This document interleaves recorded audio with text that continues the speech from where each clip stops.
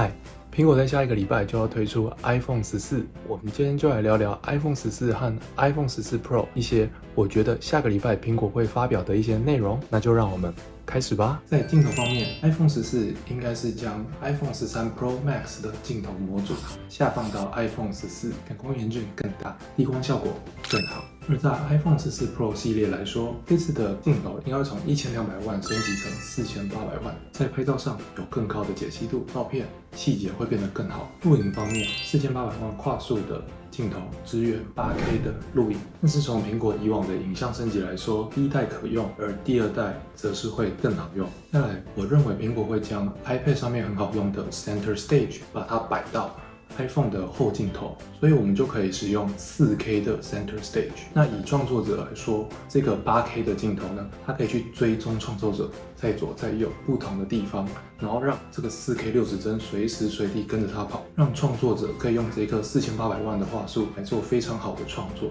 在电影级方面 ，iPhone 13支援了 1080p 的电影级，让 iPhone 可以使用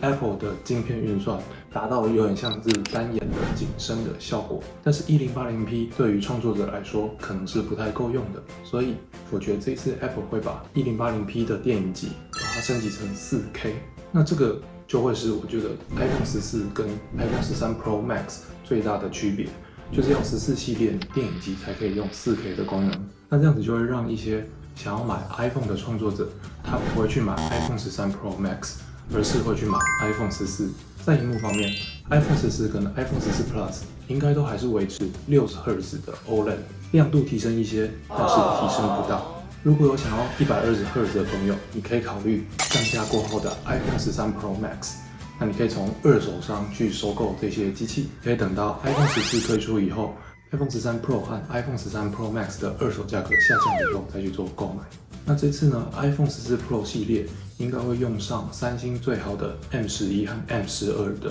发光材料，并且取消掉过去 OLED 常用到的偏光板设计，中间的偏光板去除了，亮度可以更亮，相同亮度的情况下，它可以更省电。再来，这一次的 LTPO 也升级了，从原本的10到120Hz 变成1到120Hz， 那这样子更多的档位可以让你的 iPhone 更省电。同时，新的 iPhone 14 Pro 如同你的 Apple Watch 一样，有水显萤幕。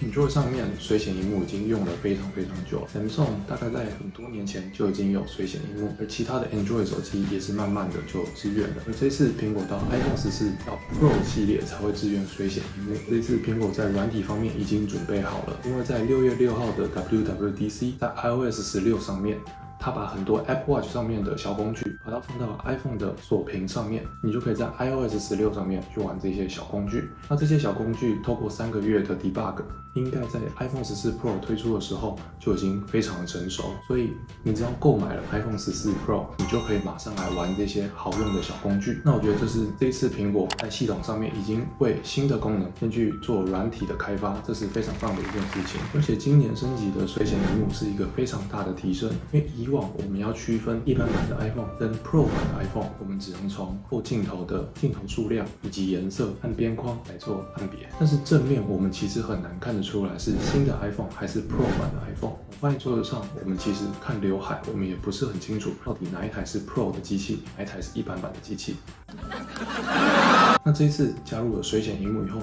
放在桌子上，你可以一眼的就看出来，哇，这是最新的 iPhone 14 Pro， 因为它有水显萤幕，你马上就可以看出上面有一个小药丸，有一个水显萤幕，就知道是最新的 iPhone。再来，我们聊到刘海，虽然个人认为刘海在手机上看习惯就好，不过当然刘海是越小越好啦。而苹果聪明的用这个来区分一般版以及 Pro 版的差异。在 iPhone 14流出的消息中，大部分都认为 iPhone 14会采用 i 这个造型来作为这次 iPhone 14 Pro 的外观设计。但是在最后一个礼拜，大家却发现说，其实苹果这次可能会用药丸的设计来做这次的设计语言。不过为什么那时候流出的时候要是 i 的造型呢？原因我觉得应该是这样，因为这一次在药丸里面呢，会有2个指示灯，那这2个指示灯会非常亮，会让 iPhone 发挥出这个萤幕它最亮的亮度来做这个指示灯。它还是要让玻璃的萤幕贴保护厂商不能用黑色胶把它封起来，这样封起来呢就会看不到指示灯。所以苹果留出 i 这个造型，就是要让这些玻璃的开发商把那个位置留下来，必须要显示是萤幕，实际上它会把它摆成是指示灯。那这个指示灯呢，因为它的亮度非常的亮，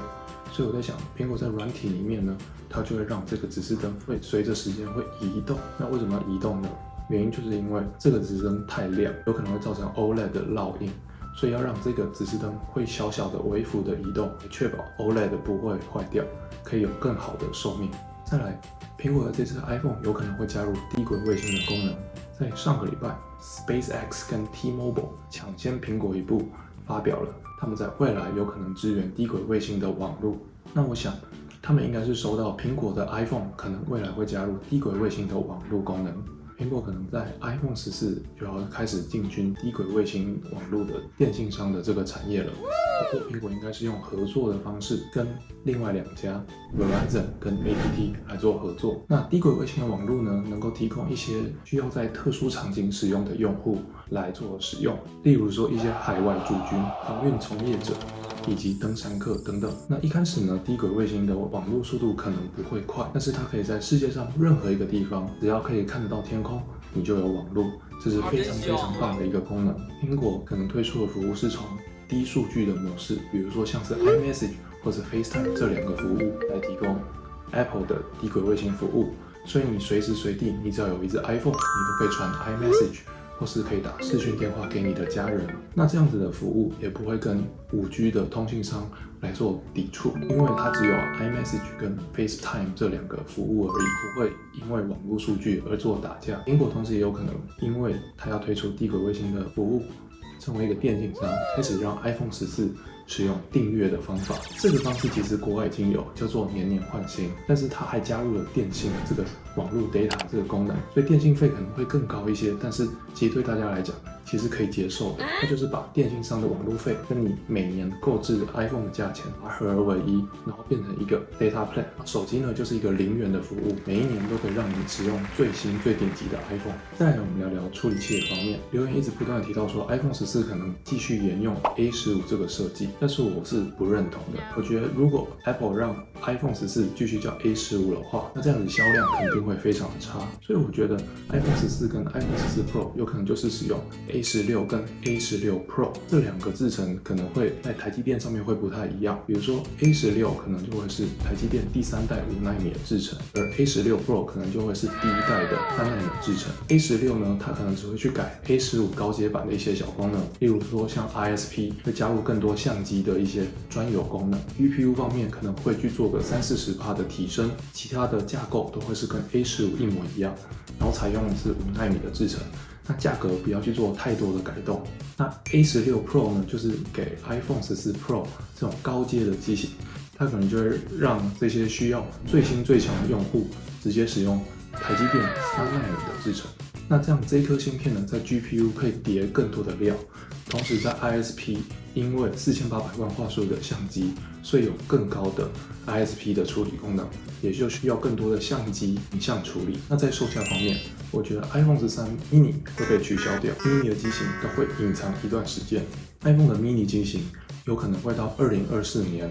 最后一代3奈米的时候，推出 iPhone SE 4的时候，变成是取代现在 iPhone SE 的模具，变成是最小只的 iPhone。我们还要等2年到3年，这款 mini 机型才会重新复活。iPhone 13方面呢，它由原本的25,900应该会降3000块到22,900。那在外面通讯行，你可能20,900，也就是 iPhone 13 mini 的价格，你就可以买得到。iPhone 14方面，我觉得 Apple 会砍掉128的版本，维持 iPhone 13 256G 的售价，也就是29,000多块。那 iPhone 14 Pro 呢，则是会取消 128G 的版本，直接从256G 来做起跳。整个 Pro 系列呢，就会全部上涨3000块，但是只是因为容量上涨而已，所以整个售价就会往上提一个档次。对于一些影像使用较多的用户，苹果应该会把 4K 录影机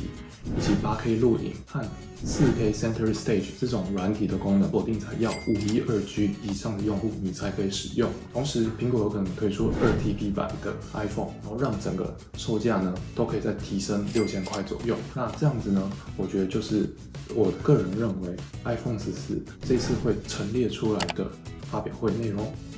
感谢你看完今天的影片，那就让我们一起期待 Apple iPhone 14的发布会吧。如果你喜欢今天的影片，非常欢迎你订阅、按赞与分享。如果你有任何想法，也欢迎你在留言区跟我一起讨论。感谢收看。